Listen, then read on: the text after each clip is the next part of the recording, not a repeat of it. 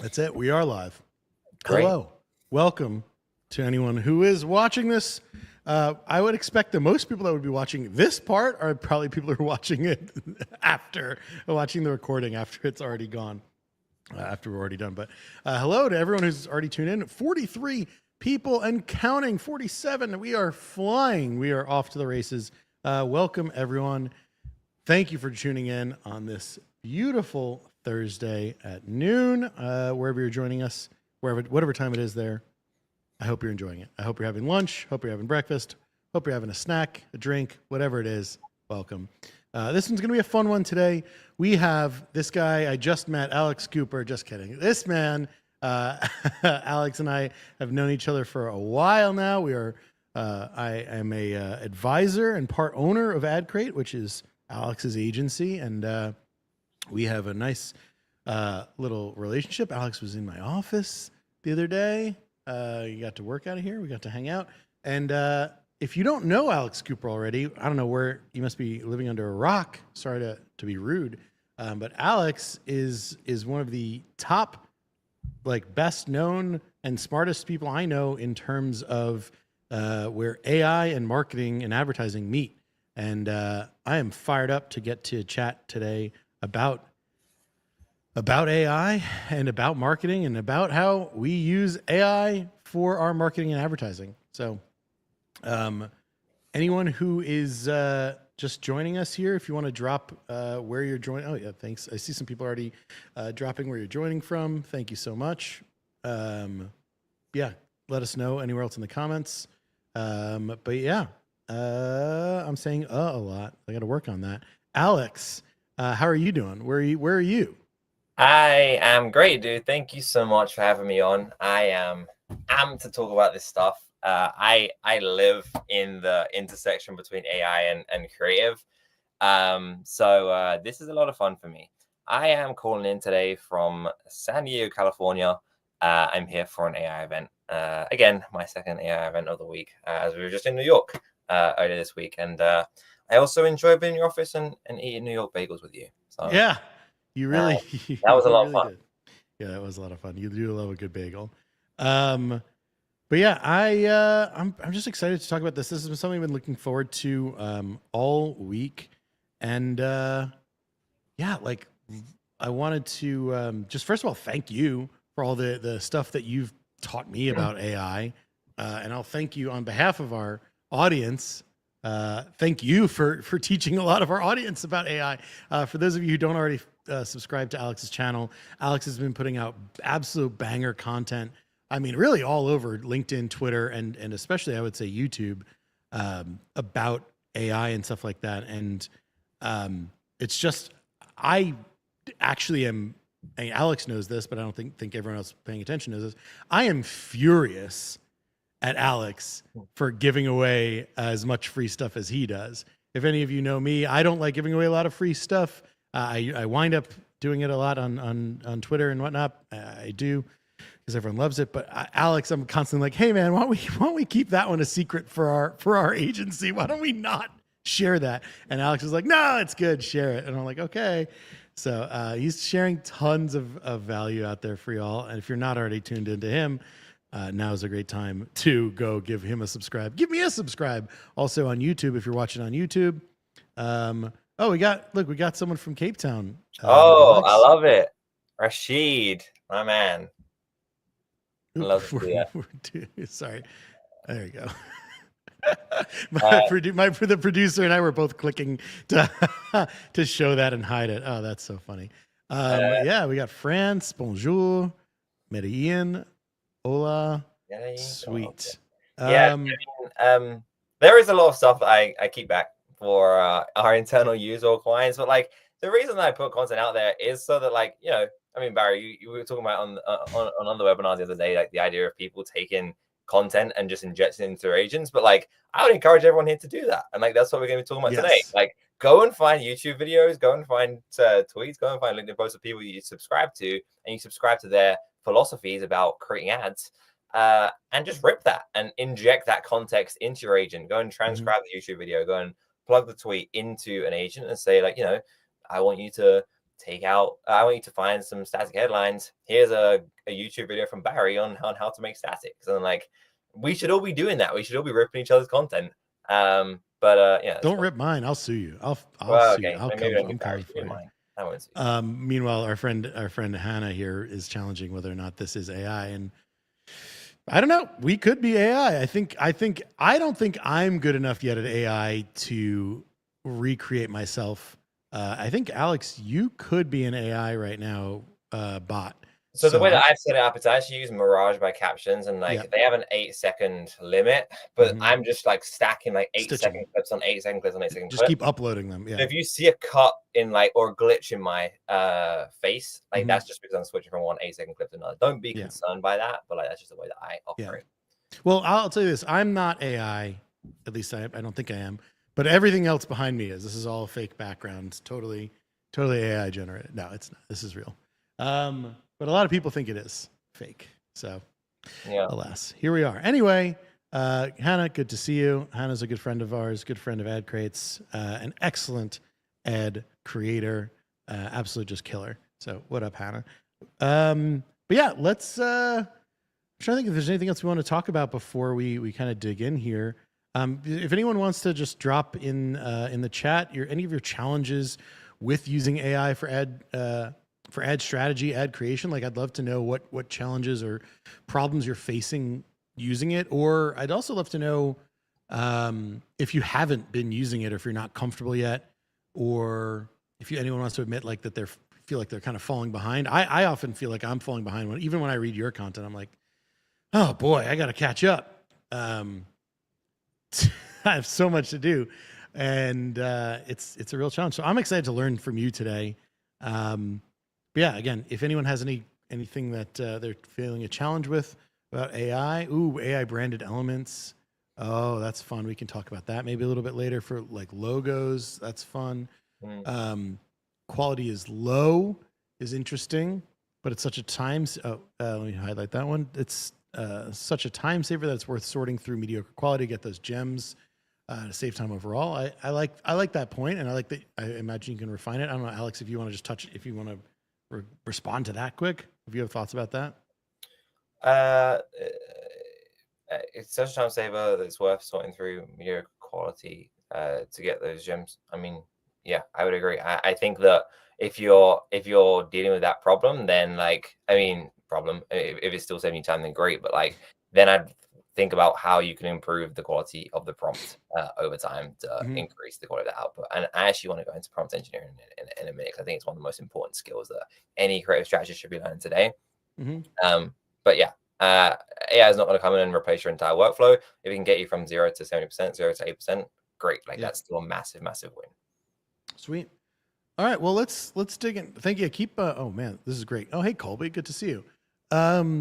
Big shout out to Colby. Love Colby. It'd be great if everyone keep dropping some stuff in there. It's really helpful. We'll try and come back to a lot of this later. Love this point here from Colby though, that there's so much noise out there. My snarky side is like, I sometimes wonder, all these people like posting all these viral things on Twitter and LinkedIn about AI. I'm like, are any of these people really using any of these AI tools? Or are they just like trying to find the way to like make the most viral seeming post about AI just to get everyone's attention about AI? It almost seems, I mean, it's very true. Like 99% of the tools that are out there that have been posted about, like, they don't tangibly improve your workflow today. And unfortunately, like there's a kind of like dynamic on Twitter and LinkedIn right now where because there's such a race to solve this huge problem that all of us have, which is like all creative for all e-commerce brands, multi-billion-dollar problem. You're incentivized to focus on the marketing rather than the product, because you want to be the first one to get something out there. So you see so many of these tools that are great marketers. They have a beautiful demo video, and then you get access to the tool and like they haven't even shipped the feature that you signed up for. But because they're they're in a rush, and like a lot of these tools are raising money off the back of these tweets or of these LinkedIn posts. Right. So they're incentivized to put everything into marketing and not actually have a good product yet. So what I am a big advocate for is like getting clear on your first principles and working out like, okay, what are the things that I believe to be true about creative already? And then how can I find tools that enhance my own workflow rather than like going to these tools that promise everything and they, there's going to be like a one button that you push and it's an infinite ads machine and it takes over your entire process. Like you don't need to throw out the stuff that already works for you. Just think about what you already do and then find the like handful of tools that enhance the stuff that you already do. But like, that's another conversation. And I think that it is important to stay on X and stay on LinkedIn and to see what people are launching. But again, like the vast majority of it is shit. Sorry, I don't know if I can curse. You can curse. Okay. I mean, someone comment below if you're offended by the cursing, and we will probably disregard that. I apologize. Okay. Yeah. I'm so sorry. But yeah, let's dig in. Let's shift. So before we actually dig in, I'll just tell everyone what we're going to be talking about today. We're going to be talking about 5 AI tools to instantly ship more winning meta ads. We're going to talk about prompt engineering, Gigabrain, deep research, Claude, ChatGPT, Poppy. I know you love Poppy. And then automating creative production. So we got a lot to cover here. We got a lot from you that we need to dig into. And yeah, I don't know. Alex, I guess let's take it away and talk about some prompt engineering and how to optimize your strategy prompts and become an AI conductor. Choo-choo. Indeed. Thank you.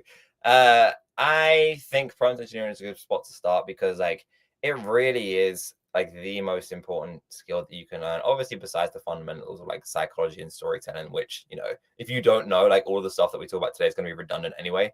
But assuming that you know that and that you're good at that, then prompting is the most important skill that you can learn as a strategist.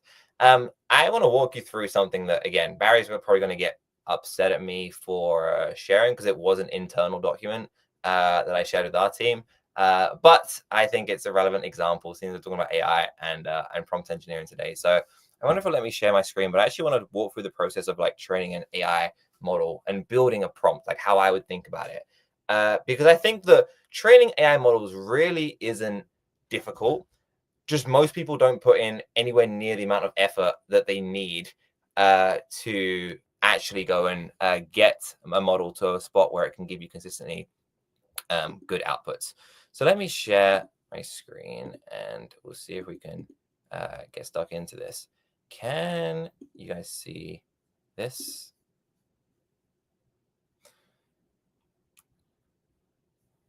Can you see? Yep. Perfect. Got it. Well, I know everyone uses this like analogy of like ChatGPT being an intern or Claude being an intern. And like it is overused, but like it's also true. So if you think about it, if you hired an intern to come and write your headlines or do your copywriting or write your emails or whatever it is, you wouldn't just say to them, like, here's a bunch of customer reviews, go and figure out the best headlines. Like if you truly wanted them to do that task correctly, pick out good headlines and be able to do that repeatedly, you wouldn't just do that. So if we take this task, for example, I think it's a good one to start off with because like it's something that all of us do, like looking through the customer reviews, finding the best ad ideas that we can pull from. Which, by the way, is something that we've done a lot at Create, and loads of our like top statics have literally just been taking words that are words and phrases that our customers use and just putting them onto headlines and then running them. Really good way to make top statics. But anyway, so here's where you might start. You might say, like, look through these reviews and find the ones most suitable for a Facebook headline. Okay, that's fine. Like, it tells GPT what you need to do, but you do that, and the likelihood is the outputs aren't going to be that good. You might get 1 or 2 good headlines, but like the majority of them aren't going to be good. So what can we add to this? Like, what would we tell an intern if an intern was like sitting with us on the training? Well, we'd probably add some kind of knowledge. So here I've said, it shouldn't be long, but it should use the customer's language. And this is what I learned from Barry. The reviews you pick must be relevant to someone who does not know or care about the brand. Actually, just adding this line into your prompts dramatically increase, at least for direct response, dramatically increases the quality of the outputs. So now we've got a task and we have knowledge. So what can we add next? A lot of you will be able to guess what's coming next. Examples. So let's say I am now training this and I'm saying, here's the task, here's what I want from you, and now here's what a good output looks like. So for example, if we are selling an anti-dandruff shampoo, we would say, for example, a good headline would be the only shampoo bottle that ended my dandruff battle. And a bad headline would be, I'm super picky, and these guys hit it out of the park from A to Z. So now we've got a task, we've got knowledge, and we're training them.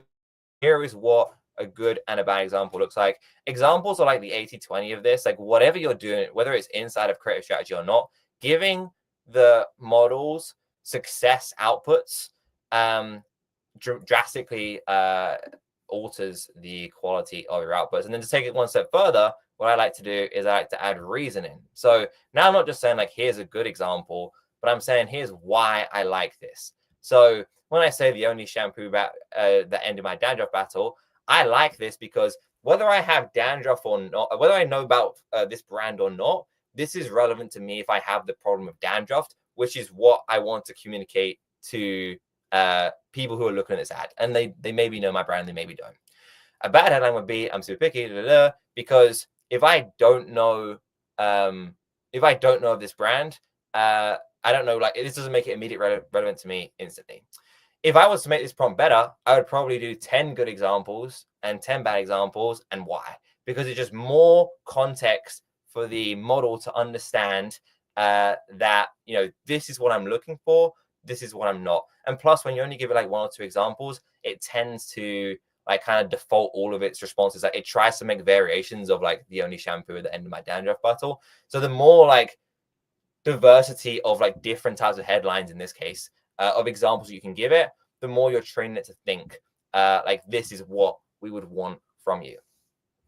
So like that's kind of how I think about structuring a prompt. And like once I've got a prompt like this, you'd be surprised, like go and implement this for your brand, like train it on your brand and like what's a good headline or what's a good hook or what's a good script or what a good whatever for the task you're trying to do. You'd be surprised at like the quality of the outputs that come from it. But then what you can do, and what I think that every single brand or agency that's watching this should be considering doing, if you haven't already, is taking something like this and adding it to your prompt library. Oh, sorry, I've got to go. I'll come back to this in a second. But like, we want to build a prompt library of like everything that we, you know, all the tasks that are in creative strategy already in the entire business. We have an internal database of ad creators. Like, you know, here's how we create static headlines from reviews. Here's how we find key emotive language from Reddit posts. Here's how we come up with ad ideas from post-purchase surveys. Or like every single thing that you would do manually as a creative strategist, you can have these like prompts documented and then shared with your team, so no one has to go through the exact same process of like, you know, task examples, but like, and you can iterate them on over time. You can implement version control. This just makes it so much quicker. Like the next time I want to find headlines, I can just go to this prompt that we've already made, and it's already trained on my brand. It knows what a good output is and a bad output is, and like, it just makes it so much easier for everyone on the team to collectively improve the quality of their outputs when it comes to your prompts. And I mean, I put this other slide in here as well. If you want to be lazy, you can just go to a tool like Prompt Cowboy, and you can just enter like basically what you want to do, and it will turn it into a smart and like well-structured prompt. Now, this may be too small for you to see on here. By the way, I didn't even know what Prompt Cowboy was. Oh, but it's yeah, it's pretty cool. Yeah, it looks cool. Can you tell us a little bit more? I mean, it's very simple. Like I just took the prompt that I made here, which is a fairly decent prompt. And then it turned it into this. And I think this is on a free account. Situation, task, objective, knowledge, examples. And then what I like to do is I'll just I will then put these two prompts through, and then I'll just compare the outputs. So sometimes my prompt ends up with a better output than Prompt Cowboy, but like very often Prompt Cowboy gives me the better output than I had. So I just use the Prompt Cowboy output. There's a few other tools like this as well, but like Prompt Cowboy is my favorite. It takes no time. Like you've got the prompt already, you might as well see if Cowboy can give you a better prompt. So yeah, it is pretty neat. And it's just well structured, and just like the format and sometimes just helps improve the quality of the output. So anyway, in any case, you want to get to the point where you're happy with the prompt, save it into a prompt library, and like share that with your team so that everyone, you know, can just save time and not have to give context on prompting and like write out a long prompt every single time that they're like trying to get information or trying to do copywriting or like whatever the task is inside of GPT. Yeah, I've got more things on this, but like I realized I was rambling for a bit there.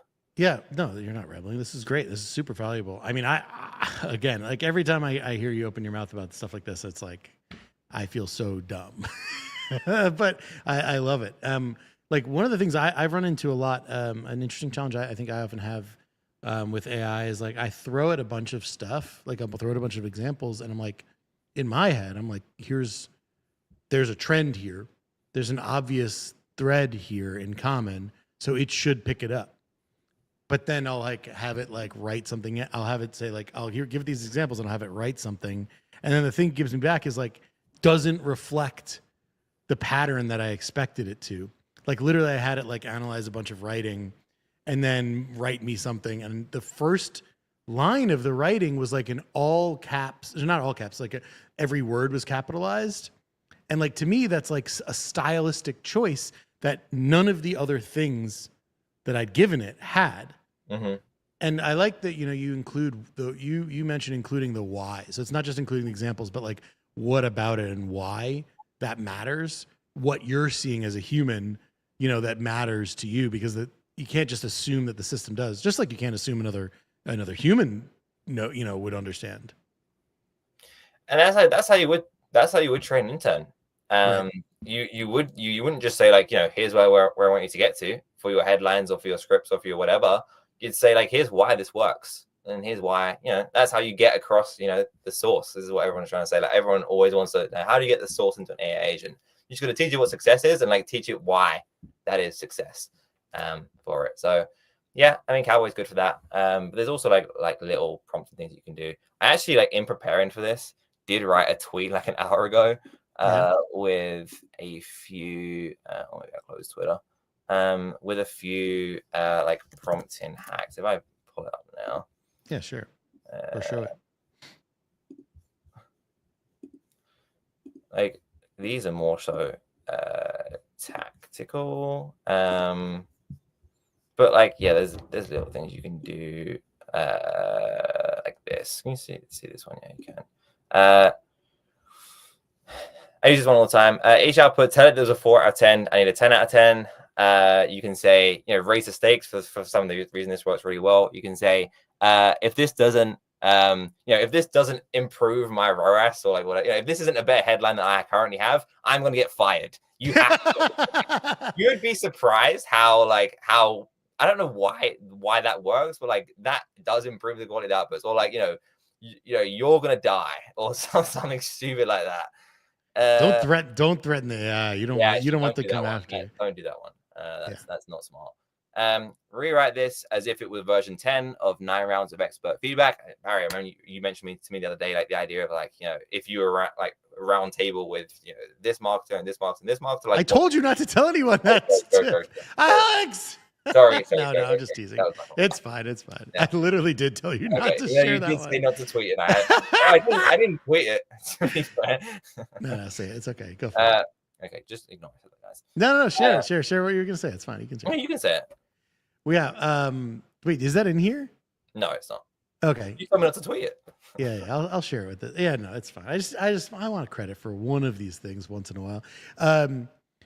Something I'll actually do is I'll do a brainstorm with like multiple. I'll tell the AI, like, give me 10 of the best advertisers in the history of advertising, or 10 of the best modern day advertisers, or whatever it is, like performance, whatever.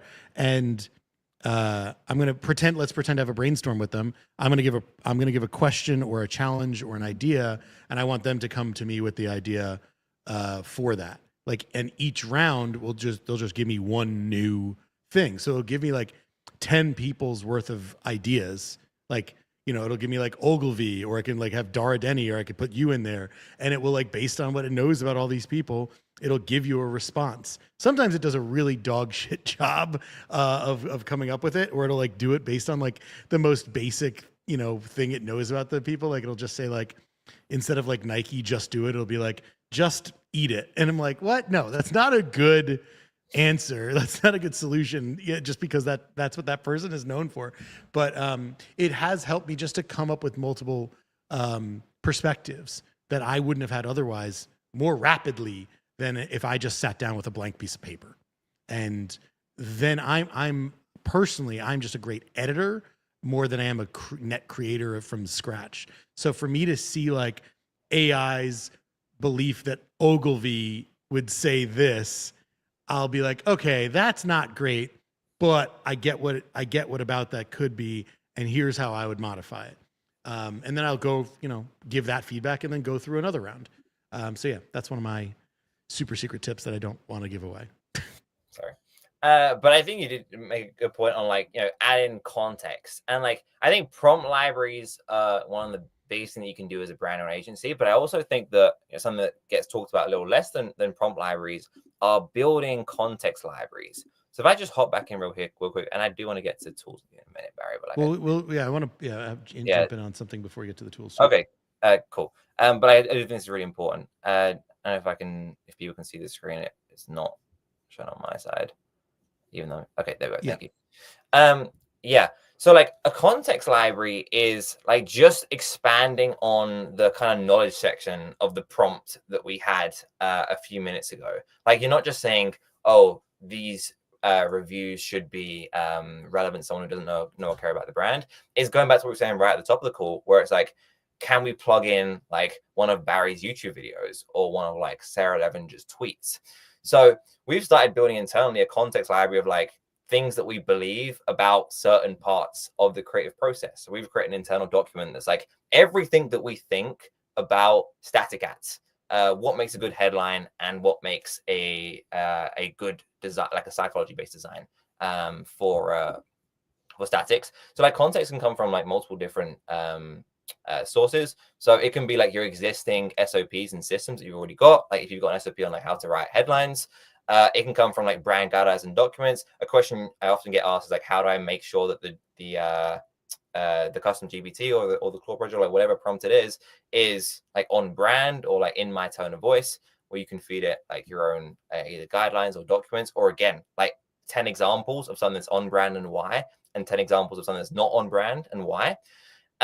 And then I think the biggest thing for this that gets overlooked is like expert content, like content that's already out there that you can just inject into your prompt.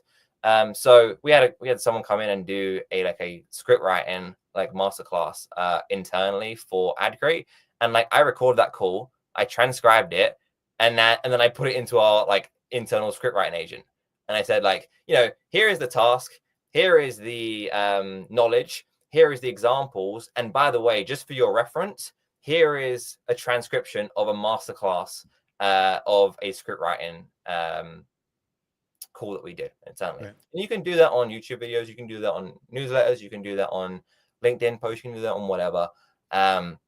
It's a really good way to add context, and you can reference stuff that's already out there rather than just like having to build out your own things. But I do think it's going to be very valuable for everyone here to look at the different processes that you do, whether it's building static ads, whether it's script writing, whether it's coming up with ideas, and like put together a document or like some kind of full context of everything that you would want an intern to know about how to generate a great output for whatever that task is. And then you can just inject that into your AI agents or the prompts that you build to improve the quality of the outputs. I mean, that's amazing. One of the things I thought was just so potent here is how to just give it everything. Like just you're talking about giving it everything, because in my head, like I don't know if a lot of other people experience this, like I feel often like I'm not that deep into like ChatGPT. It doesn't have that much from me. So like it can't do that much for me. So like, is there a limit to how much you can put in there for it to like pull from? Yeah, I mean, context windows are definitely a thing. I mean, like in that example, I'm not putting through like the full like hour-long transcript of the call, but what I would do, and this is where we get into tools. What you can do is you can go to like a ChatGPT, or like I actually use Poppy for this, and you can say, here's an hour-long video from Barry on ugly ads. Yeah. Again, I'll sue you if anyone does this. I'll sue you. Okay, great. You can put it into GPT, or you can put it into Poppy, and you can say, I'm building an AI agent. I need you to summarize this video for me into a 3-page document. And like now and then I can tidy up that document and whatever. And now I can inject that into it. there's like, it's tough to work out like when GPT is hallucinating, other than like split testing it manually and seeing like how good the outputs are against each other. Yeah. I would argue that in unless you're building like pretty complex agents, or you're pasting in like transcripts from like 1 or 2 hour calls, you're very likely not hitting context window issues. You just don't have good enough prompt. So for the most part, like, just give it a lot of data. Sometimes it will struggle if you put in like a like if you feed like a CSV file of like 50,000 reviews or something. But like in terms of like adding context to a prompt, you've got a lot of space if you're summarizing documents, summarizing content into like, you know, 10-page, 20-page documents. I mean, we're working on currently like a master document of like everything we know about advertising, or like direct response advertising. And that's going to be like 60, 70 pages, and it'll be able to eat that easily. Sweet. Well, I appreciate that. Well, speaking of one thing I wanted to highlight, first of all, like we have hundreds of people tuned in right now. I know on my YouTube alone, there's over 100 something people watching live right now, 110. That's not even including Twitter, LinkedIn. So we got a lot of people tuned in right now. This is awesome. Hey, hi, everyone. Thank you for tuning in. We really appreciate it. I hope you're learning something valuable. And I just want to shout out literally everyone who's here right now. You're in the top like 1% of the 1%, basically, of marketers, I think, who are people who get it and people who want to get it. And all the other marketers who are not here right now and not paying attention to this stuff and not working on this stuff, they're the ones being left behind. So shout out to everyone who's here. Shout out to Alex for shepherding us through all this. But if you want to be in the 1% of the 1% of the 1%, I think you are going to want to check out my course, Building Ads with Barry, where first of all, Alex is a guest teacher there. So we have a live workshop with Alex where we dig into more of this stuff in one of the weeks of the course. But yeah, I have a course where we dig into how to create winning ads consistently.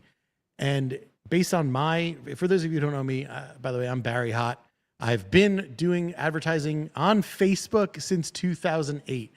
I have studied billions of dollars worth of Facebook ads. I have myself run hundreds of millions of dollars worth of Facebook ads, generating billions of dollars in revenue over the years for lots of brands like AT&T, Toyota, Kraft, Microsoft. Look at all these.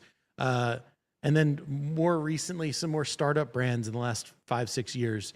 Some that you've almost certainly heard of here I've helped grow. I also helped launch Lone River Ranch Water, a hard seltzer, which we got acquired by Diageo after just 1 year. So I have deep experience in Facebook media buying and in creative, and where those two meet, which is really the crux of this course. This course is all about, it's about theory, philosophy, it's about execution, and it's about understanding both what makes your audience tick and what makes them take action, and what makes the system that's optimizing your ads tick, and how to make it work best.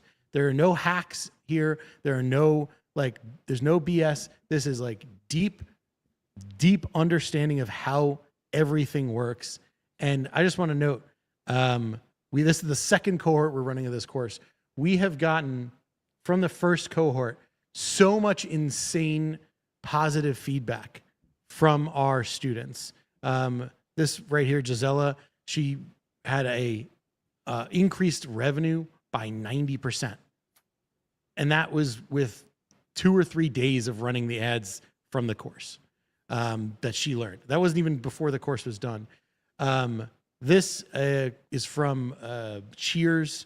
They took what they learned in the course and made like multiple like actual viral TikToks that have also gone on to become their top spending and scaling ads.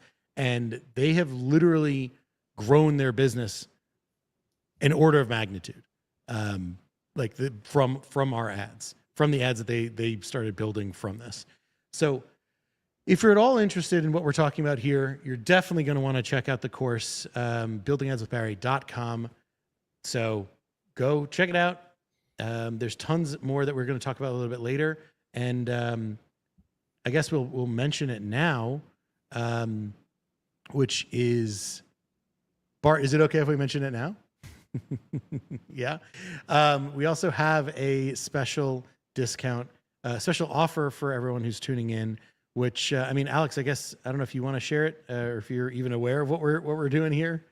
But we have we're doing 20% off Oh wow. for anyone who's tuned in today. There's a special link for that, and this discount ends on Sunday, May 11th. So make sure to use that as soon as possible. Bart, or my producer here, has posted it. Thank you very much.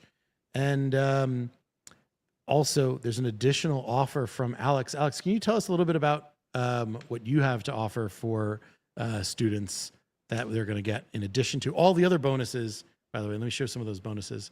There's a ton of bonuses down here that you get with the course. You get my $1 billion ad account audit template. We get some Notion templates from AdCrate. We got my Ugly Ads Figma templates, a brainstorming worksheet, access to my foreplay boards, and my list of custom essential metrics, your column, the best like ideal column view, and then a bunch of other bonuses as well. A discount on Foxwell Founders membership for life, foreplay membership, Creative OS, and we also have something from you. Is that right, Alex? Yeah, I mean, first I do just want to say to the course, we have an agency called AdCrate, and we have 6 creative strategists on the team, 35 on the team in total. 6 creative strategists who do this every day. We put them through 2 hours of training a week, mandatory, and oftentimes we bring experts that ends up being 3 possibly 4 hours of training a week. I have put all of them through this course. I've also been through this course myself, and like the feedback from them has been like this is one of, if not the best course for creative strategists on the market. And what I would say, like having gone through it myself, is that it really does feel like it, like I don't know, like necessarily how you don't, maybe it's just you're good at explaining things and making things clear, Barry, but like it feels relevant to someone who is like not necessarily like just like they've never run that, like never done creative strategy before, but like it feels relevant to beginners, but also relevant to people who've got experience. So it's not just like, a lot of these courses, they just cater to like the lowest common denominator. And it's like, if you've got a little bit of experience running ads, you're like, I don't know, is this worth investing in? I don't know if it's worth it for me. But like you've somehow managed to create something that is relevant to people of different experience levels. I think that's very cool. So yeah, I would highly endorse taking up on this offer. On top of what Barry mentioned, we also have a special offer on adcreativeops.com, which is something that my team have developed internally. We did not plan to sell this at all.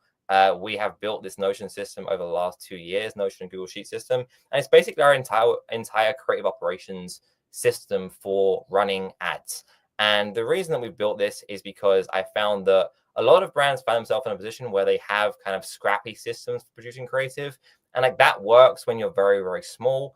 But as you begin to scale up, you need something a little bit more bulletproof and something that is built for scale. And we've literally built a system that is built for the scale of thousands of ads. But also built for creating 5 ads if you want to do that too. So there's a bunch of templates, a bunch of SOPs. You could literally take the SOP library that you get from Ad Creative Ops and plug it into your prompts and agents we're speaking about today, which I would highly recommend. If you're going to buy it, like do that. So yeah, you can get $500 off of that. Like I said, we weren't going to put it up for sale, but there was so much demand. At some point, I was getting 3 or 4 people a week DMing me asking like, when are you going to put it up for sale? We've had people tried to poach our employees to get them to build this system out for them. So yeah, we ended up putting up for sale, and you guys can get that when you click the link. I also hate this. I hate that that you sell this. Well, and people wanted it, so I was like, okay. I know. I mean, at least we maybe make some money from it. But both this and the course pay for themselves. Like easily pay for themselves. Like going back to the course, like we got 20% off for you today. This is a course where like all it takes is one nugget from the course for you to get, for it to pay for itself. Like, it's an absolute steal. And I also don't enjoy how little I charge for this, personally. And that's not just a sales tactic. Generally, it bothers me. But I am thrilled looking back now, like how many people got so much value out of this from the first run through it. We actually did increase the price because we get rid of it so valuable. But it doesn't matter because so many people saw how much value there was in this. And like I said, it takes literally one nugget for you to get the value of this course paid. And this course does not just have one nugget. This course has so many nuggets in it. And it's really, to your point before, like it's definitely, you know, it's helpful for someone who's getting into the space. And it's also I mean, like if there's an expert in this space, or anyone who thinks that they're an expert or even close to being an expert in this space, there is no reason why that person should not take this course in terms of creative, in terms of media buying, in terms of like anyone who is involved in anything that has to do with either of those and spending money on Facebook. This course is a complete and total no-brainer. It is an opportunity for you to get my knowledge out of me. Like if you want to, you know, book a consulting call with me, it's going to cost you $1,000 an hour at least. So this course is barely more expensive than that. And you don't just get an hour with me. You get like 15 something hours of pre-recorded material plus multiple live workshops weekly. 20 plus hours of training. I don't understand. First of all, I don't understand why we charge so little for this. Second, I don't know how more people aren't just constantly buying this. But we literally already had 4 people this morning alone already signed up, which was awesome to see. We have a bunch of people coming, joining. We had over 200 students in the first cohort. We're expecting more than that this time through. So we'd love to have you. Of course, we have Alex, there you are, as a guest mentor. We also have Dara Denny is going to be a guest mentor as well for one of our live sessions. If you have any doubts about this at all, like just go read any of the testimonials. There's just so many things that people said that it's got to be relevant to. And if you have any questions about it, put them in the chat here, or you can also send an email to barry@buildingadswithbarry.com if you have any questions. And we also have a discount for teams. So if you're interested in bringing along more than just 1 or 2 people, send us a message and we can hook you up. And you know, one of the biggest regrets of one of our students, with a CEO of one of our students from the first cohort, was that he didn't send his whole team. He only sent 1 employee, with the thought of being like, oh yeah, we'll just send 1 person and then they'll relay it to everyone. But meanwhile, that actually takes up double that person's time for them to learn it and then repeat it. So they found it would have actually been a better investment for them to just have multiple people come in and do it, and then we're all bought into the philosophy and everything together. Here's a great question about this. What if I don't manage an account currently? I won't have my personal study case. If you don't manage the ads yourself, or if you're just doing the creative, I have a lot of students, both in the first cohort and in this next cohort, who are not at all touching the ads, not at all touching the actual media buying. And that is still, from a creative aspect alone, you will get plenty of inspiration and guidance on how to find your own inspiration, that the course pays for itself. But bigger than that, you're going to better understand how ads should be bought, how you should be looking at ad performance, all of the things that you're looking at about ads wrong, all of the things that the people that are running your ads are doing wrong, and understand why they're wrong and understand how to better talk about all these things. Like, it's so valuable. So I think a lot of the biggest value from this course the first time around was for all these people who aren't involved in media buying, didn't know anything about really how the ads are being bought and how they should be bought and the difference between those. So we'll pause here on selling the course, but we'll jump back into the more AI stuff. We'll come back and talk a little bit more about this stuff a little bit later. But let's shift back and get back to Alex. You can tell us more. We can dig back into Where were we? Talking about some tools, right? Yeah, I actually want to close the loop on a question that Colby asked Sure. a few minutes ago.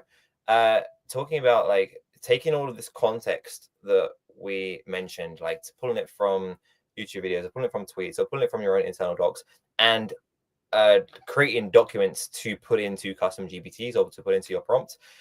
When it comes to that, if it's all text based, which in most cases it is, like for example, if it's static headlines, like that is all text based, I would just paste that into the prompt or like paste that into the configuration of the custom GPT or the Claude project. The reason being, like if we make GPT read PDF files, it's just an extra step, and you can't trust GPT to fully like scan everything in a PDF file versus you like forcing it to read text. So where possible, when we're taking all this context and putting them into custom GPTs and putting them into Claude projects, paste as text into the configuration. If it's something like, you're actually showing like visual examples of creators, then like obviously that can't be put into a text prompt. So then you have to put it into like a PDF or some other format, but do what you can to force GPT to scan all the information, or Claude to scan all the information rather than getting it to read PDFs, because sometimes that can be a little unreliable. But to answer your question, yes. I'm either taking this context and putting it into my prompts and context libraries, or putting them into custom GPTs or Claude projects, or both, so that we have a process that is repeatable for anyone on the team to access. If you're an agency, by the way, like we have a custom GPT for each client that is trained on the client's data and what works for the client and what doesn't work for the client and why. And if I was a brand, I'd have an internal one for like each of my functions. If I was an agency, I'd have one for all my clients. But very powerful once you've properly trained. This is what I mean. It's not difficult to train an AI model, just most people don't take the time to actually get to the point where it trained and gives you good outputs. But anyway, on the topic of tools, I actually want to show a workflow inside of Poppy, and people think I'm on the Poppy sales team. Because I've accused you of that, I think. Yeah. That is not true. I just think it's a great tool, and I do think it won't be long before a lot of people in the e-com space are using it. It was actually a tool built for content creators to repurpose their content, and then I came across it I think 5 or 6 months ago, and I was like, hang on a second, like, this actually could be really useful for making ads. So I got in touch with their team, and I started telling them, like, you guys could be like, you could tap into a major market here if you like make some changes to your product. And now it's at the point where like it really is like, I mean, it's an AI wrapper, which basically means that it takes the stuff that comes in out of Claude and GPT, and it just wraps them in like a 90s like wrap flow. That's a joke.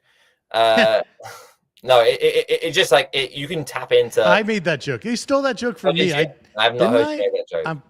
If you swear made it, I made that joke. Great minds. I will kill you. I will break your legs. Say that. No, you can tap into Claude or ChatGPT, and you can talk to it as if you're in those platforms. But what Poppy allows you to do is add extra context. So if I pull this up here, this is actually an example of me creating context. Again, you may want to allow me to push this screen share to the feed. Or Barry.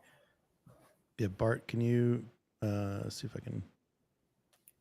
There you go. Wait, that's the other one. Hold on. There you go. There we go. This is actually an example of me building context. I did a podcast with my friend Andrew Farris, and I love Andrew. Andrew's great. I really enjoyed that podcast episode. It was all about AI and creative. So if this stuff interests you, go and listen to that. And I came in here. I gave it the podcast, and I said, turn this into a 3-page document so that I can make content off the back of it. And I'm also going to inject this into my agents. But anyway, Poppy allows you to pull in an AI chat. So as you can see, you've got this node here. I can switch between the different models, whichever one you prefer to write your copy. And then I can add this different context. I can add YouTube videos. I can add Instagram reels. I can add TikToks. I can add LinkedIn posts. We recently got them to add Facebook ads. So I can pull in a link directly from Facebook ad library, add it in here. And you could say, like, you could pull in 10 ads from your competitors and say, what are the common themes that our competitors are doing in these 10 ads. And again, like this isn't anything that you can't necessarily do with like a combination of Gemini and GPT or Gemini and Claude. It just makes it way easier to do it in one place and a very like visual place where it's like easy to understand exactly what's happening. Voice messages, I voice message Poppy all the time. Images, text, websites, documents, etc. So like, what does this all mean? And like, how does it actually help me today? Well, here's an example of a workflow that I have built inside of Poppy that we use for ad creative.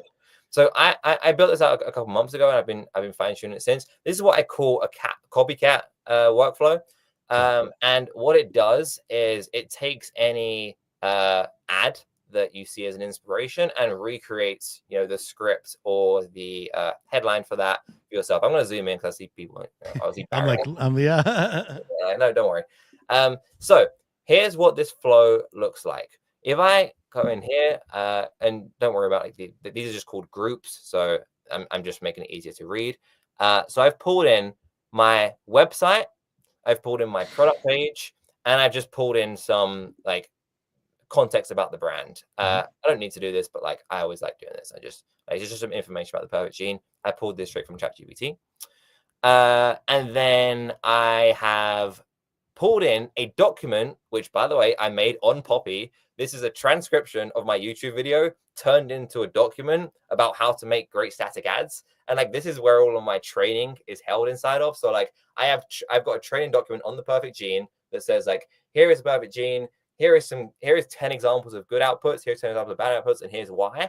And then below that, I've just put in a load of content about static ads and like fine-tuned it to get me to this like master document. It's like everything that an intern would want to know about making static ads and making static ads for the perfect gene.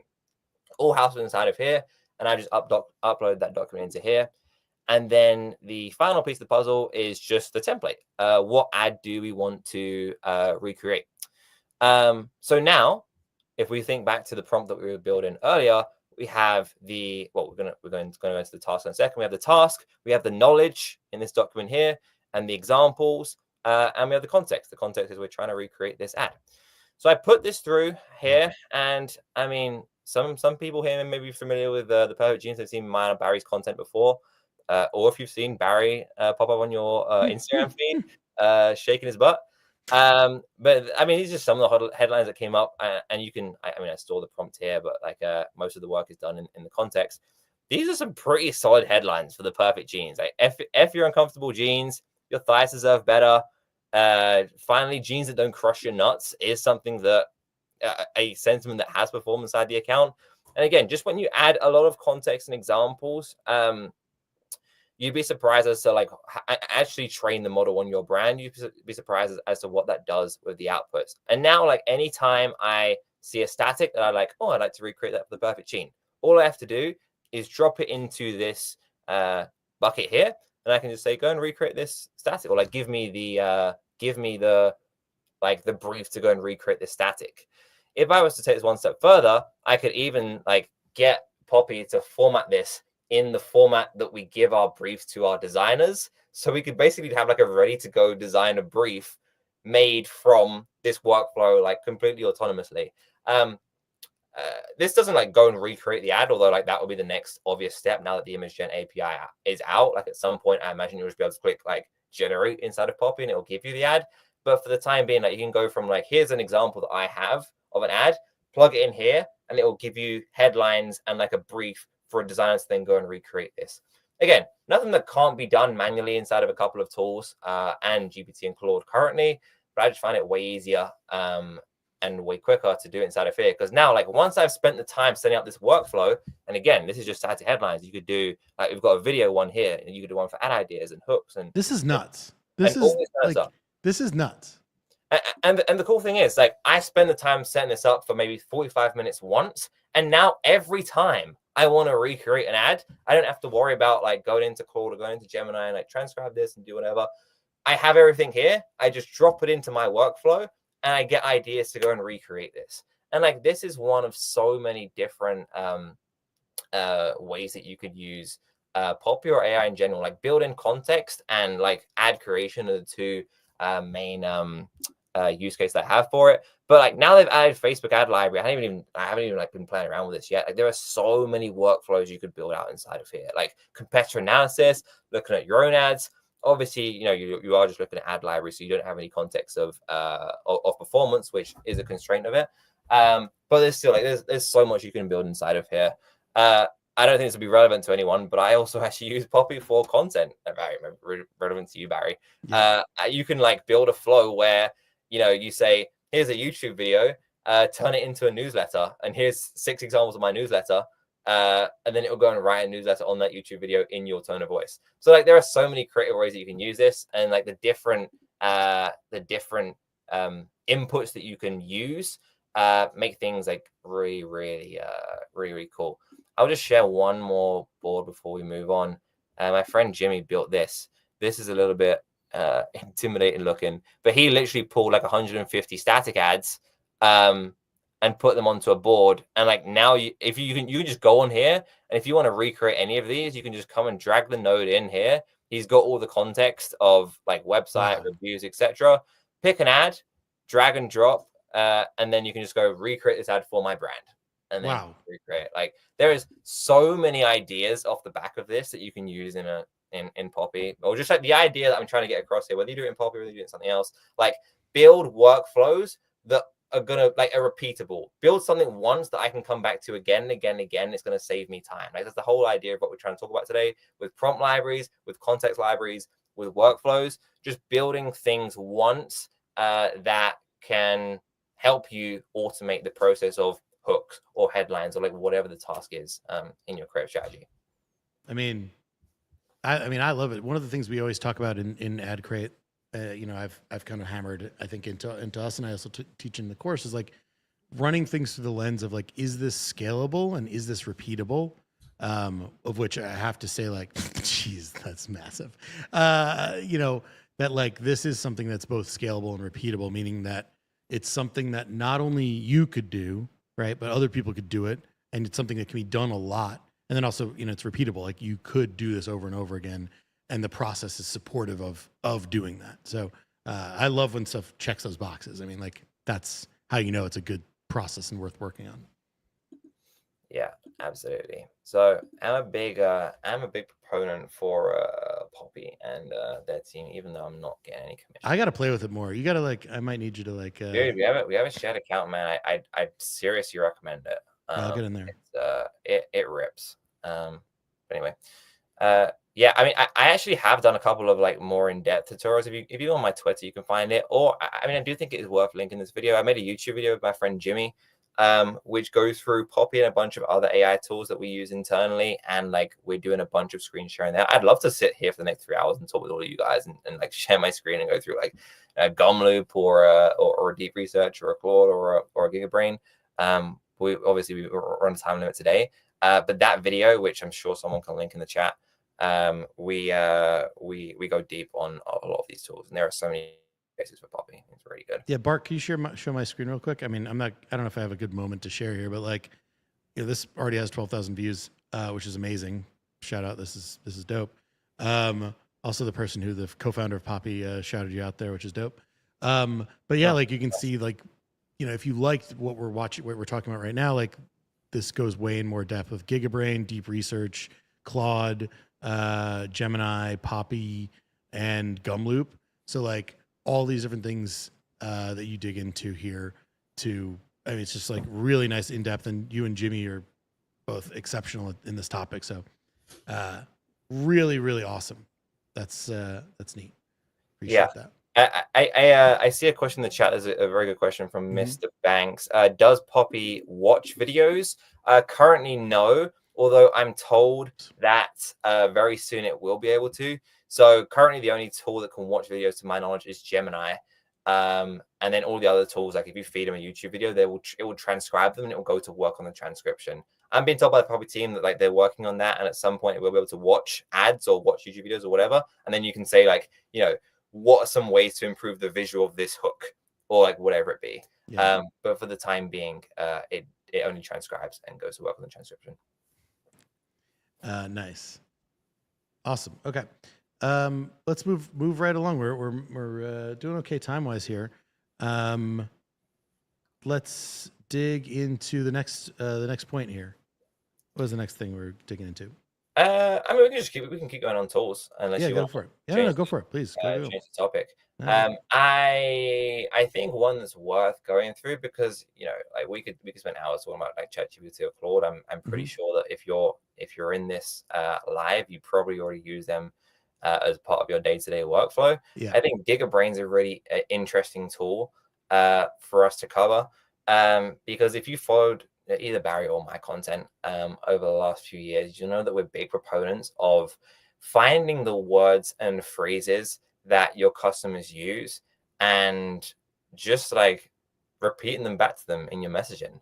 Like the examples that I shared earlier, like some of the static ads that we've made that have scaled the most, they're literally testimonials that are exact like pulls from customer reviews. And sometimes that is how you can create ads where people feel like they're heard. They're not just like being spoken to by a business, they're being spoken to by like one of them, and you're on their side of the table. And the reason I'm saying this is because a great way to do that is by going deep in the depths of Reddit. There is so many nuggets on there, and like people when I say Reddit, they think, oh, this is tiny little corner of the internet where like only weirdos and nerds hang out. That's so far from the truth. Reddit is huge, and like I would bet that if you're watching this, it is very, very, very unlikely that you do not have a lot of potential customers on Reddit who are talking about your problem or your desired transformation on like extremely niche subreddits. So what Gigabrain does is basically ChatGPT, but it's trained on Reddit, and it will cite actual Reddit posts or YouTube comments actually as well. But mainly I use it for Reddit, and you can do a lot of things in there that deep research or GPT struggles to pull from. So if I get my screen up again, I go inside of Gigabrain. By the way, it's $10 a month. So it's like the easiest $10 a month you'll spend. Yeah, I'd love to see what your monthly budget is on AI tools. Yeah, I should actually probably calculate that, but like you should have a spreadsheet at least. Yeah, I should. You need an AI. You guys are spending like 35 grand a month on AI. You need an AI tool that manages all of your AI tools. Yeah, absolutely. But don't worry, this one is not going to be one that breaks the bank. It's literally it's one of the best $10 a month you'll spend. So let's say that I have the problem, like I'm trying to solve the problem of neuropathy. I can come in here and I can, I'm inside the chat version. I can say, find some of the key emotive. You guys are going to be hearing the lovely sound of me banging my keyboard right now. Key emotive language around the what's language around the topic of neuropathy. You can see my screen, right? Yeah. That highlights the pain points. Wait. Yeah. There it is. Yeah. Okay.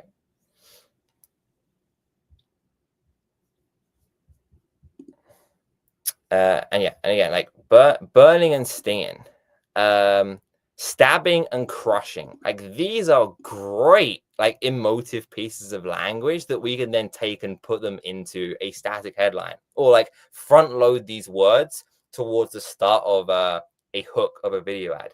I've got neuropathy and I can't get away from the stabbing and crushing feeling. Well, I don't know, some versions better than that. But like then once we find these pieces of information, I can actually go into the Reddit post where someone mentioned this, and I can see the back and forth that people are having about this pain point or about this desired transformation. And there are so many nuggets that you can find. Like even like if this wasn't available, I'd be doing this task manually. This just makes it so much easier for me to pinpoint like the words and phrases that our customers are using when talking about our problems or our desired transformations. So a big proponent of Gigabrain. It does have YouTube comments too, and it's not just a chatbot. You can, if I just type in neuropathy here, I mainly use it as a chatbot, but like it also does like do TLDRs and like just gives you a list of all the Reddit posts that reference neuropathy and some threads that you might want to look into. So like r/neuropathy, like that's somewhere where obviously I'd want to be spending my time researching. Hmm. So yeah, there are a lot of like spin-offs you can do and ideas you get from Gigabrain, but like I mainly use it for the chat function, and I just chat with it like I would chat with ChatGPT. But instead, like if I see something that I like, I can click into the exact Reddit post and I can read the conversation that my customers are having. And can be honestly potent when you find like the right testament or the right piece of language that someone's used on a Reddit thread. Sweet. That's unbelievable. Yeah, I love Gigabrain. Like I love talking about the bigger tools, but sometimes like these little ones that are like lesser known. It's like there's so much arbitrage here in being able to use these in your strategy process.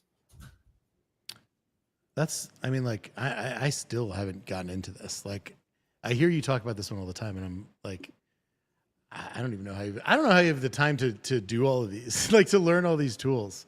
Like, it's impressive, and I'm like, I feel like I'm falling behind, but yeah, I definitely am going to go play with this one more because, yeah, I'm like, this is the one where I see you use it. I'm like, oh, I need to get into that more. Yeah, I mean, it's tough because like we said at the start, like there are so many tools out there that like aren't worth it. So how do you find the ones that are and like figure out that 80-20 of like, I could spend all day every day scrolling Twitter and like testing new AI tools. But I also like don't want to not do that because then I wouldn't get to find things like this. Honestly, I don't think it's a bad play if you're watching this to just outsource all of the anxiety and research to people like me to worry about what is going on in the world of AI. But like, yeah, I mean, I've tried. I try as many tools as I can because I like for every 10 tools that are awful, there's one that's great. And like having tried probably hundreds at this point, the handful that we actually use day to day, Gigabrain, deep research is incredible. Claude, obviously, Poppy a lot, Gemini, and Gumloop. And beyond that, like there may be one or two tools. I mean, we can get into AI UGC, I'm sure, like the likes of Arcads. But beyond that, as it pertains to like execution, it's mainly those ones. I see a couple people in the chat asking about some other tools. Someone asked about Icon, which is obviously a hot topic at the moment. I think the Icon in premise are right on the money, actually. Like the idea of something that goes and autonomously like reads your reviews, looks at ad comments, looks at Reddit posts, like is exactly where the industry is heading. And someone will crack that eventually and they will make a lot of money. In execution, I don't think that Icon is there right now. I don't think it tangibly improves your workflow or is worth the money that they are charging for it. And that seems to be the sentiment of quite a few people that I've spoken to as well. In premise, they're right there. In execution, I don't think it's there yet. And there was someone else asking about Atria. Not really a tool I've played too much with, honestly. We use Foreplay for inspiration. I know that they've got some AI features on Atria, so I'd be curious to try that out. I actually haven't spent too much inside that platform. So I don't know the best answer on that. Maybe you've tried it, Barry. I don't know. No, I haven't. I'm pretty loyal to using Foreplay. So and I like it.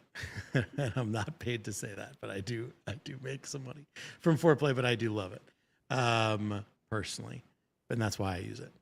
So no, I haven't played with Atria, but I understand it's got some cool stuff. But so does Foreplay, so does Motion. Shout out Motion, big fan of Motion. They all have good different tools for different things, and I think just for what it's worth, I think Motion's the best tool for monitoring creative and sharing creative results. We don't need to plug them too hard right now, but definitely there's a discount for Motion for our students. If you're considering Motion, definitely come take the course. The course can literally pay for itself in discounts alone, by the way, which is kind of hilarious. Someone could just pay for this course to get a bunch of discounts to a bunch of things. But yeah, anyway, should we move on here? Keep on trucking. So yeah, I do. We gotta leave time to have Q&A here at the end. Yeah, I mean, listen, there's some killer cut questions coming through the chat. So like, I actually like, I would love to address some of these. Alina says, how do you discover a new AI tool? Like, do you Google it? I need a new AI tool that do X or Y? No. I mean, my answer to this is pretty simple. Like, everything comes through Twitter. Twitter is where things happen first. This is where all the like launch and demo videos are going.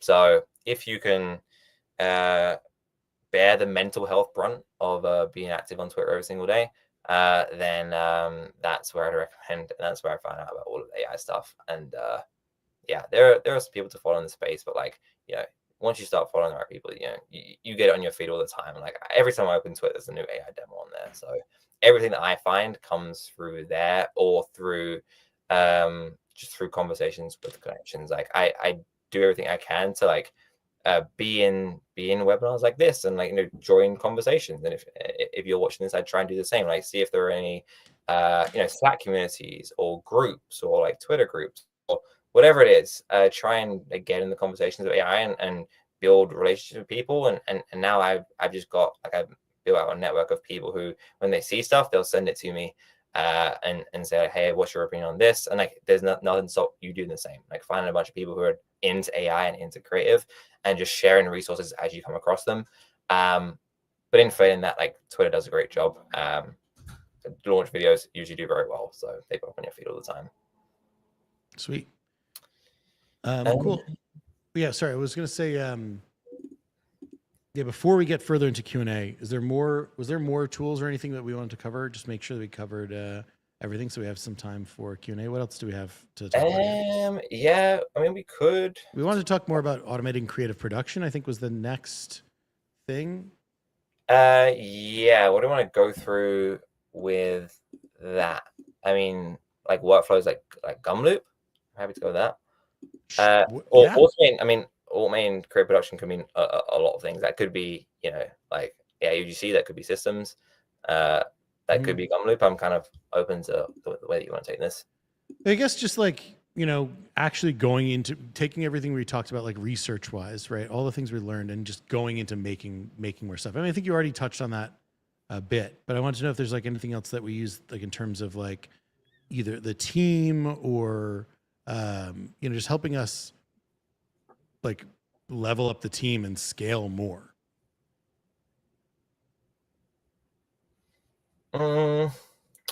It's in terms of automating it or yeah, either automating it or giving the team more like more tools or like arming them better with more stuff.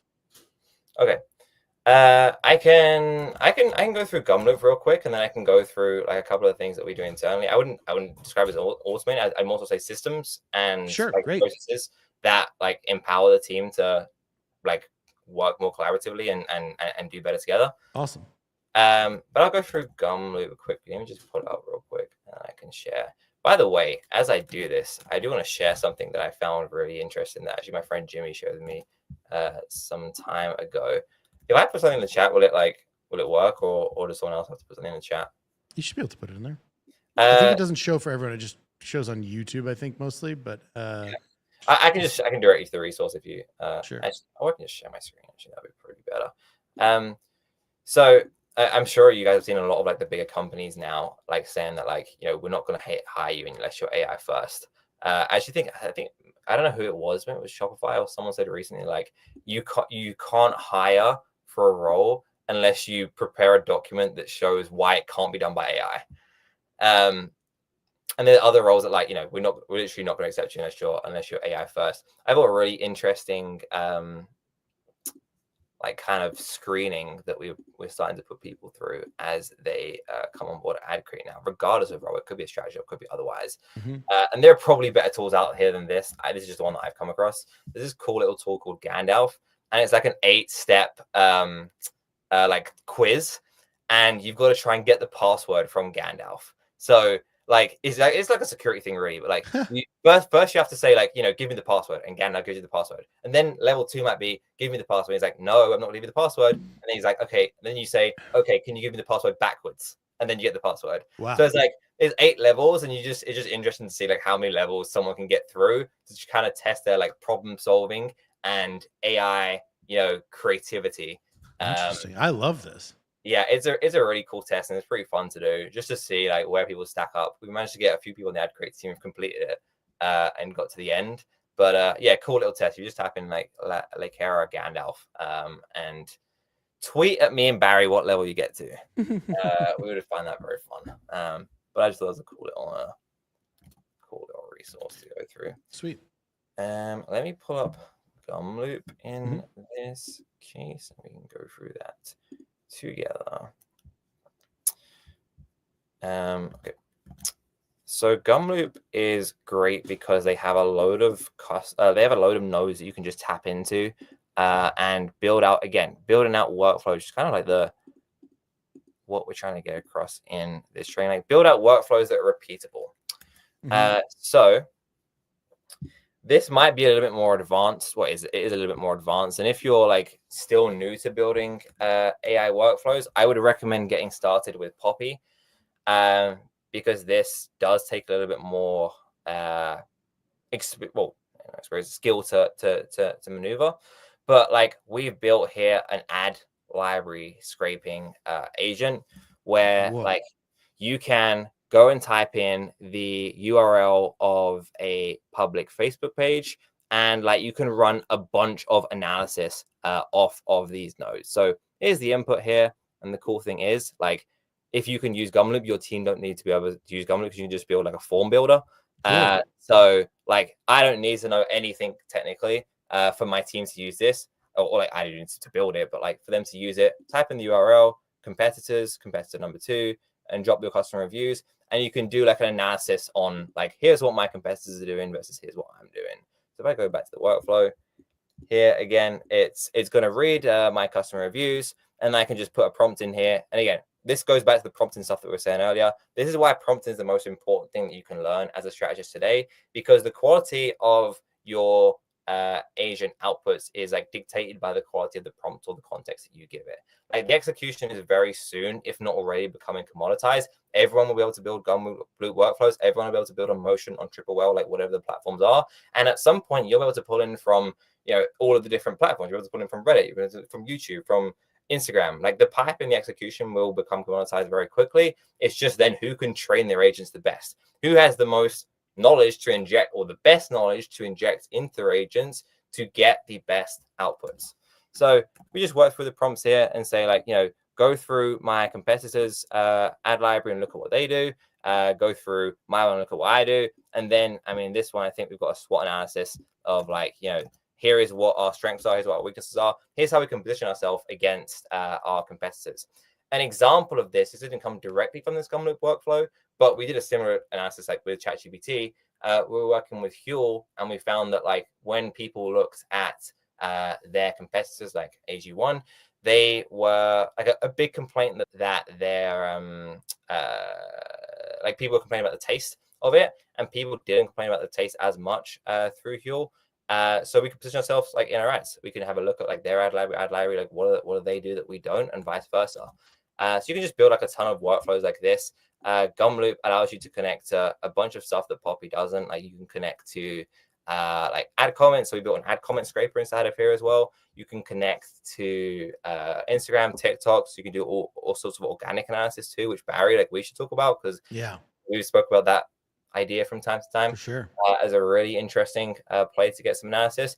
And another one that we built out inside of here as well is we built the TikTok scraper. So like you can type in on the front end, you can say like, the search term might be best jeans for men. And then it will go on to TikTok. It will find all of the like viral videos in best jeans for men. It will transcribe them. It will then work out which ones are the best fit for my brand based on my customer reviews and based on my website. And then you can even get it to like write scripts, like drafts to recreate these organic videos. So like now you've got this thing that like is autonomously scrolling TikTok or scrolling Instagram, scrolling whatever platform, looking for organic videos that are the best fit for your brand, and then giving you ideas and insights to go and recreate those videos for you internally. So there's so much you can do inside of here.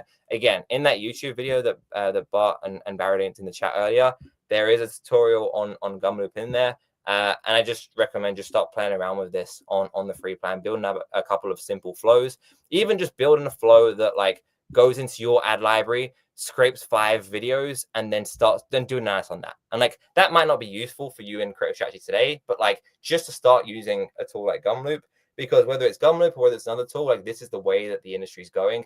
Being able to build workflows like this that are repeatable, that I can run, like set up once, and like now for the rest of the time, like my team can go in here and they can run analysis, or they can create hooks, or they could look at organic TikTok, or like whatever it is. It makes it a lot easier for us. So and there's a ton more I can say about Gumloop, but just like a high level overview, like that's what can be done on the platform. Sweet.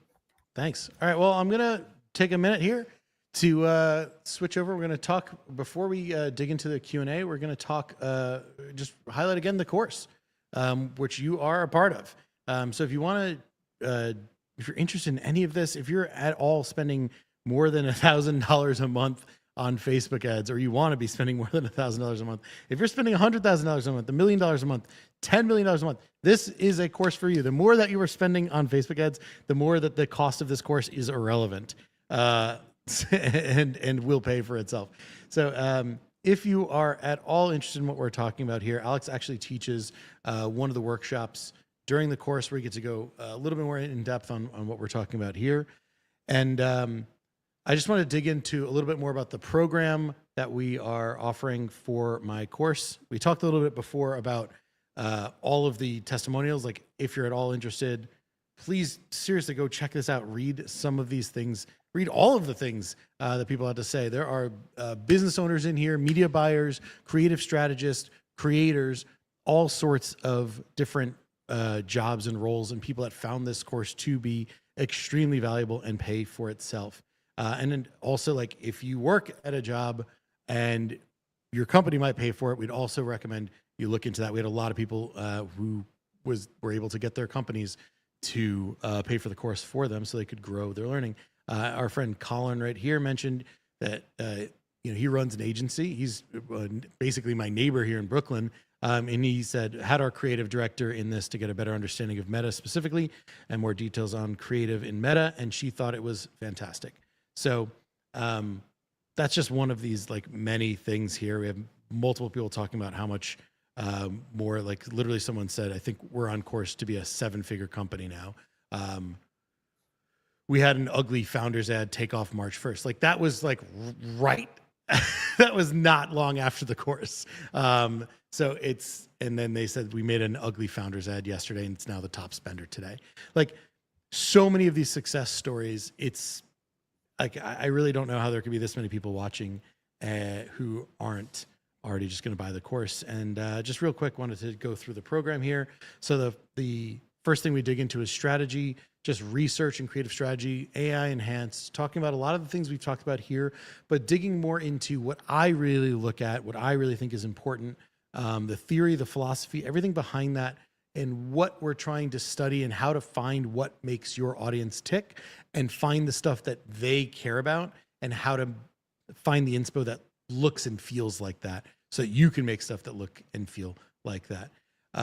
Then we dig into more specifically about creative, making ads that people don't hate. Just thinking about like the creative systems and workflow and operations, strategies for getting content from your existing customers, the stuff that I do to just make ads myself. That's one of the biggest things we do in this course is just get you to go make your own ad and to find the value in all of that. And how to make more ads faster and find the value in that. We also dig into media buying. I mean, I've been media buying for about 17 years now, since 2008. I will be hard pressed for you to find someone better to teach you how to media buy in a scalable, simple, understandable way that makes sense, but also is not traditional and is not intuitive. And takes a little bit of extra understanding to really peel back and understand how and why we would do media buying in such a simple way. It's often kind of surprising to people how simple it is, but really, once you understand the theory and the philosophy and the logic of how the system works, which is something that we we deeply talk about in the course, then it helps you understand why you'd want to set things up in a simpler way to be able to better understand what's actually going on when you actually understand how things are working. And then finally, we talk about we bringing it all together, how to optimize performance, how to make basically the machine so it's always able to be iterating, always be able to improving, and just not getting in your own way. So many media buyers do things in their ad accounts that actually get in their own way. They think they're optimizing. They think that they're doing a really good job by doing this and this, but they're really just making it seem like they're doing a lot of work so that their client or their boss thinks that they're doing something. And this really teaches you how to look at things and how to make optimizations in a way that actually scales and allows for scale and it lets you understand scale. So yeah, those are the 4 main sections. We have weekly workshops to go over those. One of those will be with Alex. One of those will be with Dara Denny. Huge shout out to Dara. We had lunch the other day. Me, Alex, and Dara. We had a lovely little lunch with my employee Colin the other day. So that was nice to get us all together. And then we went antique shopping, which was hilarious. A fun little post lunch experience.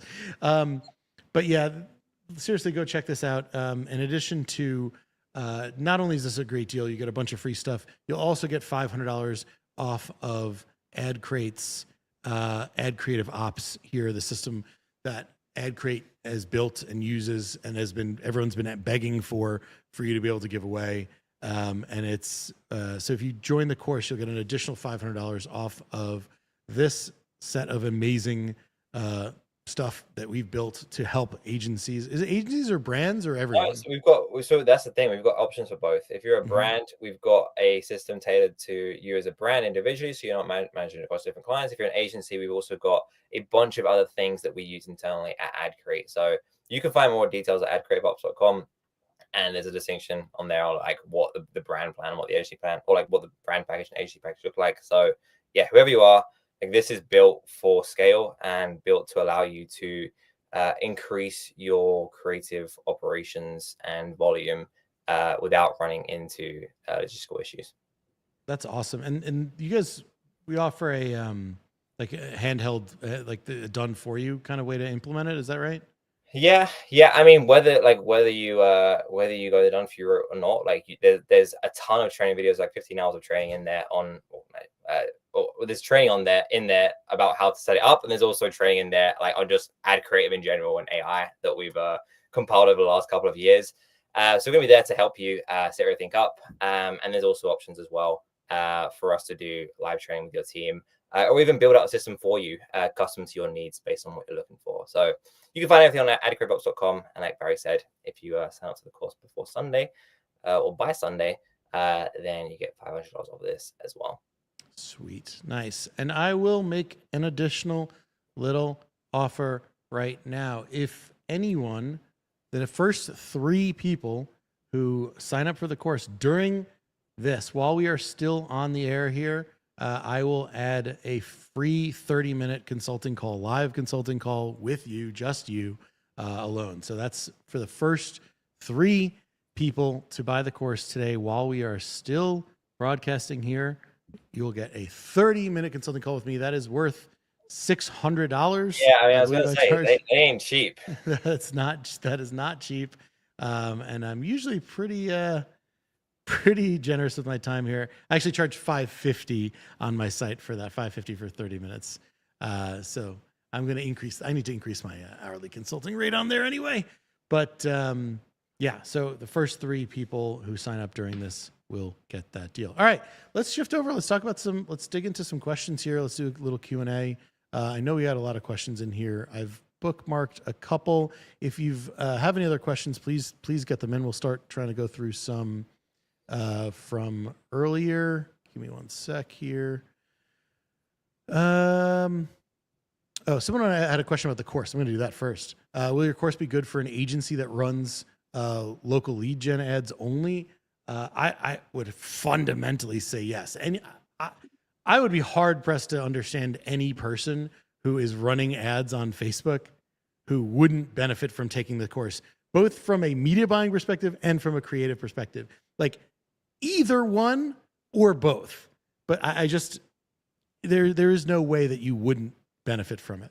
There's just no way. So yeah, and I would say if you're doing D2C, you're doing B2B, lead capture, high ticket course stuff, you're doing, super cheap, whatever, like digital downloads or something like that. There's just, it's relevant to any of those people. So I don't know. I don't know who wouldn't benefit from it. I also wanted to highlight real quick. There was a nice note here. Hold on. I'm having trouble with my browser window. It's too small. So sorry, I'm like using my little teleprompter screen so I can look at you right in the eye, which makes it way too small here. But I wanted to share this note right here from a student. I don't actually know who this is. Can confirm I was doing 10K a month before building ads with Barry, just at our 10K week, less than a month after taking the course. So that's pretty big. That's a 4x increase. So that's huge. And someone who still wants, after taking the course, still wants more content from me and from you is pretty exciting. So I just wanted to highlight that there. And also I meant to highlight this one later. Anyone who's tuned in yes, this is going to be available on YouTube. I think it's available on LinkedIn and X as well, the recording, but certainly definitely available on YouTube on both my channel and yours. So if anyone is watching this live and needs to hop off,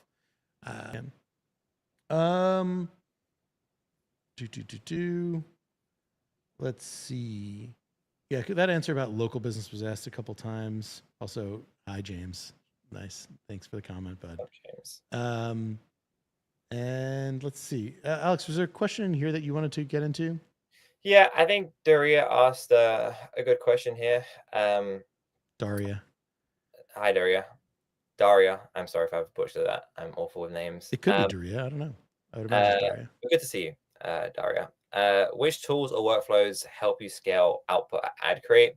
Honestly, I think the highest leverage thing that that people can do instead before building workflows is building the prompt and context library, like we spoke about earlier. It saves you so much time across the team in having to re-prompt and like rework out like how to go about like getting this output out of the AI. So building a shared prompt library that then you can we version control it, and we also add tagging and like categorization. So like any tool, any like task that you want to complete inside of creative strategy, you can just filter down to research and Reddit, and like you can see the prompts that we have for that. So I really think that's a really important thing that you can do. And then on top of that, the workflows in Poppy honestly are huge. Being able to do these static headlines or like the copycat workflow that we showed earlier is really useful. There are so many times that I see something on Twitter or I see something on like in Foreplay, and I'm like, oh, I would like this would make sense for one of our brands. I can just plug it into there and it gives me a V1. And again, like these things aren't supposed to be perfect. They're not going to get it 100% every single time. But like if it can give me a script that's like 70% there and I cut the first 70% of the work, great. Right. That saves me a lot of time at scale. So I'd say the prompt library, the context library, and Poppy and Gumloop workflows have been the highest leverage things for us. And I think we should also talk about AI UGC, Barry. I haven't really touched on that today. That definitely is something that helps you scale creative output. Again, that's not something that's worth switching like all your production over to AI UGC, because sometimes people hear like us talk about that. Like, oh, great! Like if it's a fifth of the cost, then why don't we just ditch all creators and only use AI ads? And don't get me wrong, like AI creatives or AI UGC can and has worked very, very well for us in multiple accounts. I think that you want to be using the likes of an ARC ads to create AI UGC, but I also do think on the contrary, and I'd love to get Barry's thoughts on this. There is a massive argument to say that as more and more AI UGC and AI creative comes onto the feed, it increases my confidence in the bet on ugly ads, because it's going to be harder and harder to signal to the consumers that like I am a real person and like this is me making a piece of organic content rather than an AI. So it's this interesting paradox here where like I'm very AI forward and like I want to see people using more AI tools than AI UGC, but at the same time, like that also might be the reason why we need to make our ads uglier. I was actually hoping you'd say that. I forget. I forget. You know, Whistling Diesel? Are you one of the people who we talk about Whistling Diesel, the YouTuber? No? So. Oh, I thought you did. Maybe. Okay. I'm wearing I don't know if anyone, shout out to Whistling Diesel. I like buying creator merch. Whistling Diesel is one of the most like chaotic YouTube channels and content creators. I mean, Instagram too. They're just absolutely chaos. And it's like stuff where I'm like, well, as long as this stuff's being made, like, like this is going to be impossible for AI to like do a lot of these things, a lot of these stunts that he's doing, and like make it believable or understandable for a long time. And nobody would care if it was fake anyway. But he does like just absolutely insane stuff. Like he just bought a let's talk salary. Formula One car. Wait, was my screen not sharing? Sorry, there you go. Yeah, let's show this ad from Indeed. Great. What do you typically offer for this? Dude, you got to get on the YouTube Premium, man. I am. This is not on this window, okay, so this is my work. That's so funny. Of course, thank you for putting my on blast there. But he does like ugly edits. I'm not entirely confident in my driving skills in this country. Is this a one-way? Oh my god! I am in the. Anyway, I definitely recommend checking out the Whistling Diesel, like in terms of like just studying content that isn't pretty but people are consuming, and is going to be really hard for AI to replicate. Like it's just I just don't see that being something that we're going to be able to like do. So like that's an extreme example perhaps, right? But like, and it'll be interesting when we will see AI be able to do more motion, more interacting with physical things. Like who knows how long it'll be before like all of this can be like done in a 3D VR space where you could like create anything you want and then it's made via AI. I don't know how much time we have. But I do want to note while we have it there, we do have our first someone purchased, Charlie. Shout out to Charlie for signing up for the course. I'm very excited to do a 30-minute consulting call with you as well.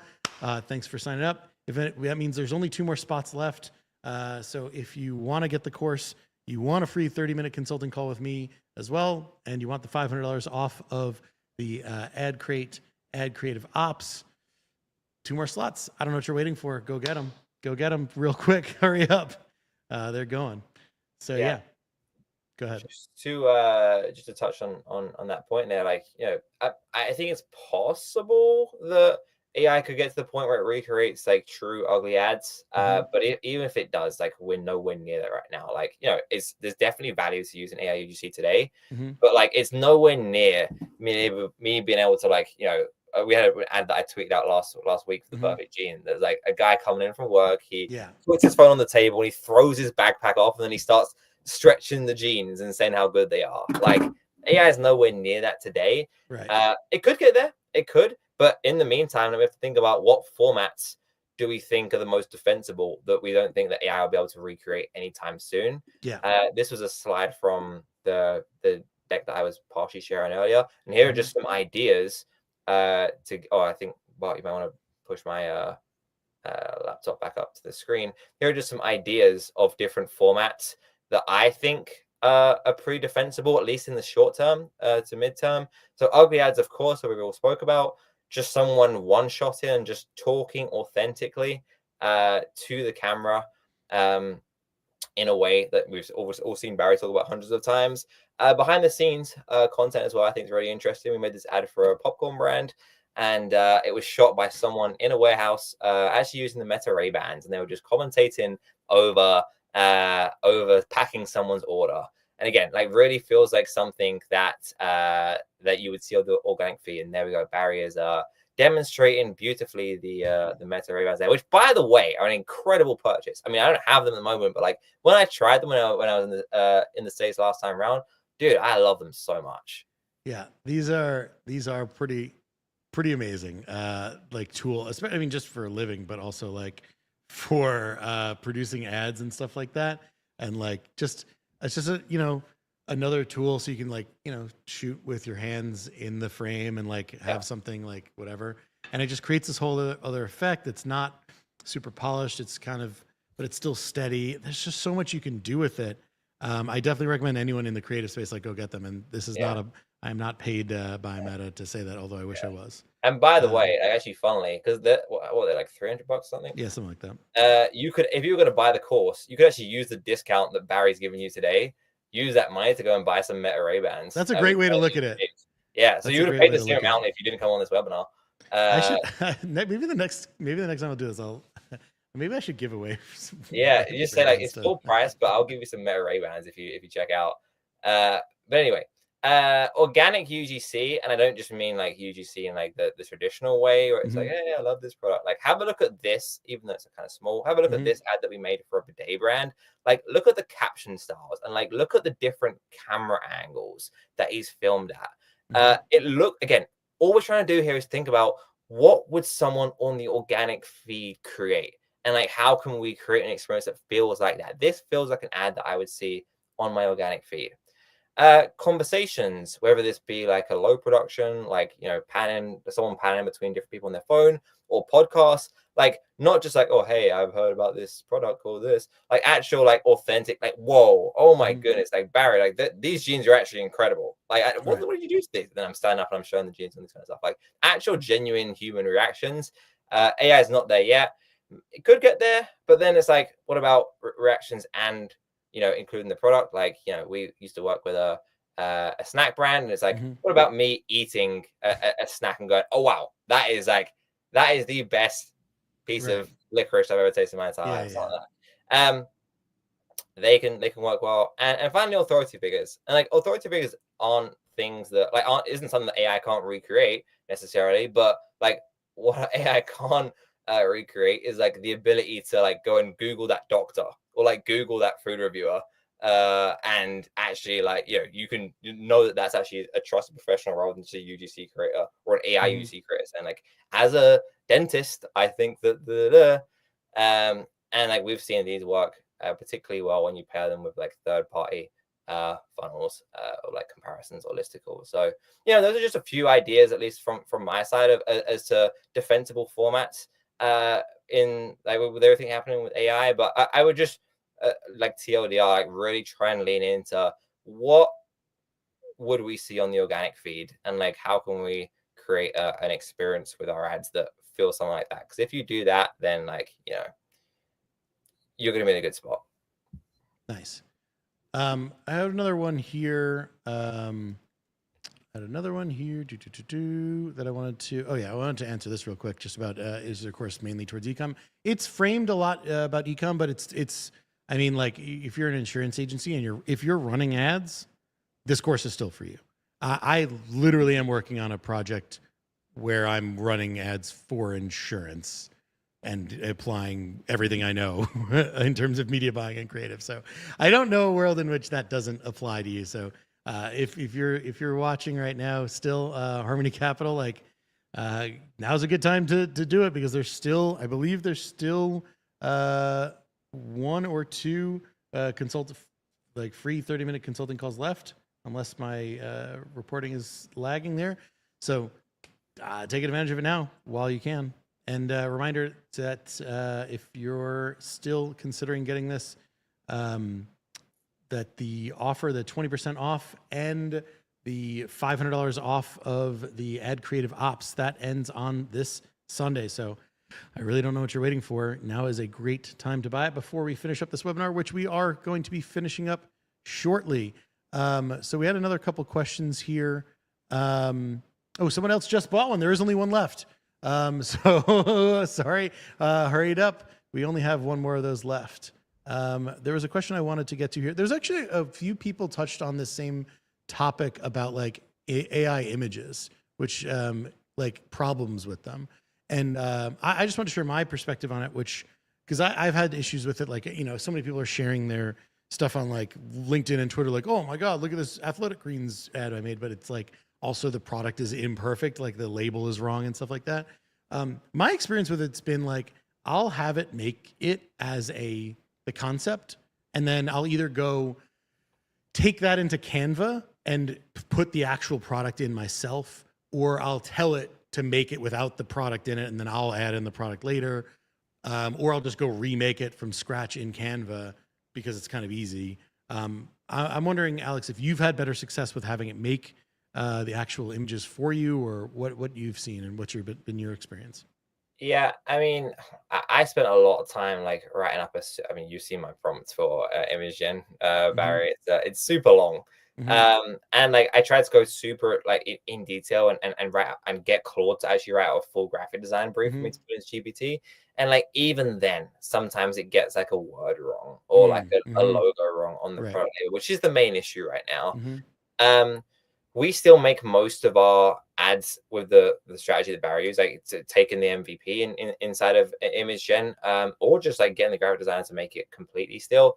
I think there is a place for image gen if you can get it close enough where like it's just a small tweak for a graphic designer. Again, like if it doesn't get to 100%, but it gets us to 80%, like that's still time saved. That's still a W for us. Totally.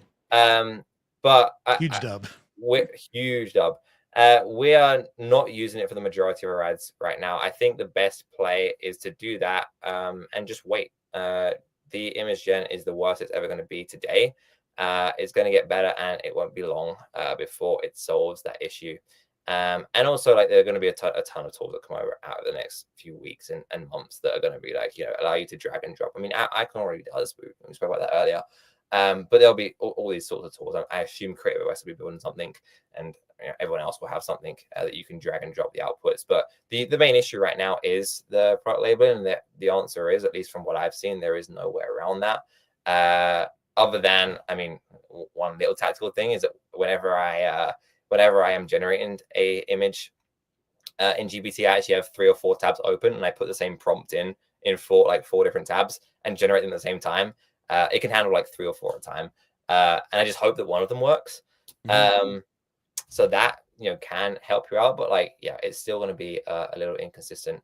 I do just want to say that like one of the most valuable use cases that I think there is in image generation today is actually something like this that I tweeted out recently. We've done this for a few clients, and if there is a way for you to leverage this, if you could just put it up on the screen for me, Barry or Bar.